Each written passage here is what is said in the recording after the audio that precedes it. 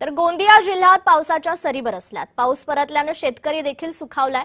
धान पिकाला आता नवसंजीवनी मिळणार आहे। गोंदिया जिल्ह्यात गेल्या 8 दिवसापासून पावसाने दांडी मारली होती, मात्र रात्रीच्या सुमारास जिल्ह्यातील अनेक भागात पावसाच्या सरी कोसळल्याने शेतकऱ्यांनी सुटकेचा श्वास घेतलाय। अनेक शेतकऱ्यांची पेरणी केलेली धान्याची परे ही आता सुकण्याच्या मार्गावर आली होती, मात्र या पावसामुळे या धान पिकांना नवसंजीवनी मिळणार आहे, त्यामुळे शेतकरी आनंदात दिसून आलाय।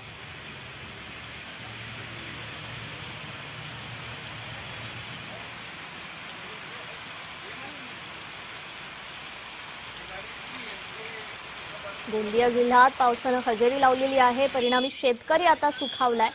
पिकांना नवसंजीवनी मिळाल्याने शेतकऱ्यांनी सुटकेचा निश्वास सोडलाय।